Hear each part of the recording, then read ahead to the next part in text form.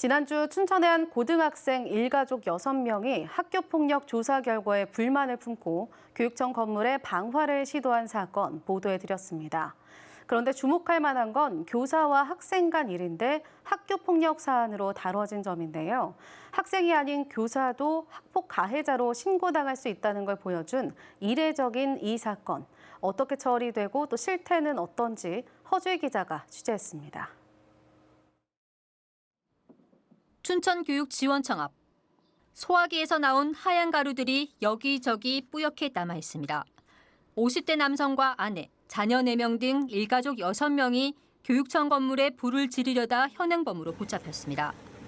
출동한 경찰에게도 휘발유를 뿌렸습니다. 학교 폭력을 당했다고 신고했는데 학폭이 아니라는 통지를 받고 범행을 저지른 겁니다. 이번 학폭 사안의 대상은 교사와 학생. 교사가 흡연하는 학생들을 목격한 게 발단이 됐습니다. 생활지도 과정에서 이 학생이 교사에게 폭력을 당했다며 학폭으로 신고한 겁니다. 그런데 학교폭력 예방법을 보면 학교폭력 정의에 가해 학생과 피해 학생만 나와 있습니다. 교사가 학폭 대상이 될 수 있다고 명시돼 있지 않습니다. 하지만 피해 학생의 보호 조치를 위해서는 상대가 교사라도 학폭이 성립될 수 있습니다.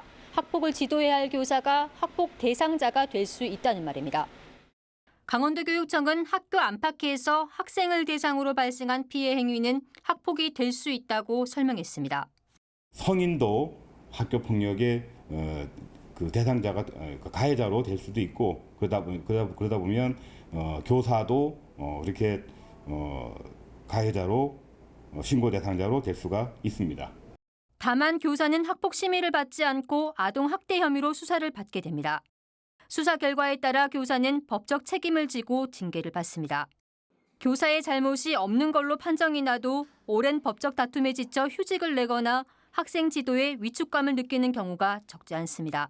학생이나 학부모들이 지나치게 교권이 이렇게 침해될 만큼 항의하고 민원을 넣고 그런 경우가 많습니다. 이제 교육의 현실이 무너지고 있다라고 많이 생각하고 느끼고 있죠, 폭언과 욕설, 폭행 등 학생이나 학부모의 교권 침해 사례는 강원도에서만 2021년부터 2년 연속 한 해 150건이 넘습니다. 교사가 학폭에 연루된 사건은 춘천에서만 올해 6건 발생했다는 자료만 있을 뿐 정확한 건수조차 파악되지 않고 있습니다. MBC 뉴스 허주입니다.